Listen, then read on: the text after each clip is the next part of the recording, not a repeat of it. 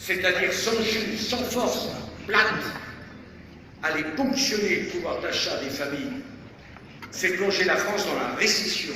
Je conteste donc cette politique pour des raisons de principe, parce que c'est une politique sectaire à l'endroit des familles qui ont été profondément blessées par l'attitude de ce gouvernement qui ne comprend rien à la famille et à la politique familiale et qui va à l'inverse de ce qu'il conviendrait de faire pour relancer la machine économique.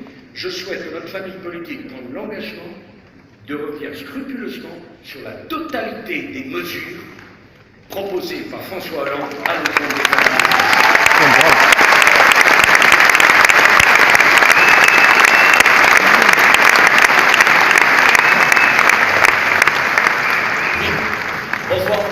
Bonsoir Monsieur le Président, je m'appelle Malik Wambria, je viens d'Aix-en-Provence. Je partage votre constat, c'est un bon constat. Depuis 2012, il n'y a pas le droit de refaire l'inventaire. Et pour rassembler, ce qui me concerne, il faut aussi éliminer. Ça, c'est ma devise, excusez-moi. Maintenant, c'est ma question, je vais vous la poser.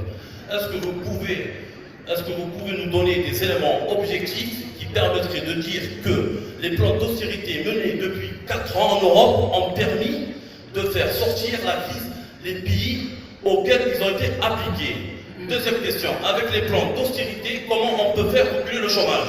Les investissements en berne, l'austérité fiscale de la Banque Centrale Européenne, est-ce qu'il ne faudrait-il pas une règle d'or pour tous?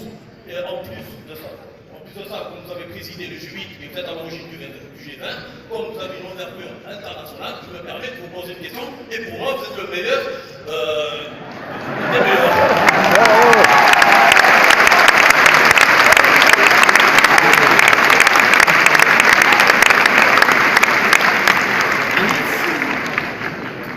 Il faut qu'on se mette d'accord sur les mots et il va falloir qu'on soit très franc avec les Français. Je voudrais dire 2 choses. D'abord, c'est que lorsque nous aurons la responsabilité de la France, il est incontournable pour nous de prendre des décisions très fortes de réduction des dépenses publiques. Je ne sais pas si c'est ce que vous pensez quand vous parlez d'austérité, mais je me méfie toujours des mots MOTS, qui à force de tout expliquer n'expliquent rien. Je m'explique. Nous avons 57% de dépenses publiques qui pèsent sur les entreprises et les acteurs privés. C'est trop. Le rendez-vous est incontournable.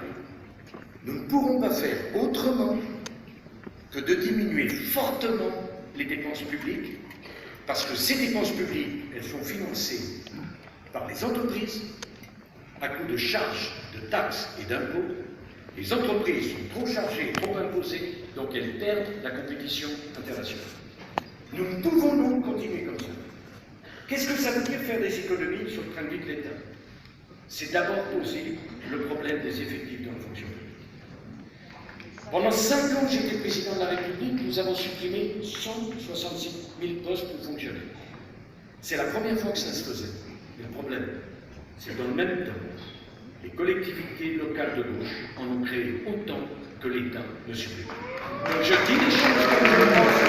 En prenant mes responsabilités, il faudra imposer la règle du non-renouvellement d'un fonctionnaire sur 2 partant à la retraite aux collectivités territoriales comme à l'État. Nous devrons avoir moins de fonctionnaires, travaillant davantage et étant mieux payés. Je veux d'ailleurs dire un mot à ces fonctionnaires. Moi, je ne veux pas que la famille politique que je devrais, si vous voulez présider, soit contre la fonction publique. Tout le monde connaît, dans ces communes, tel ou tel chef de service admirable de dévouement. Tout le monde connaît tel ou tel enseignant admirable quand il a appris à lire ou à écrire à vos enfants. Et c'est la question de l'ensemble.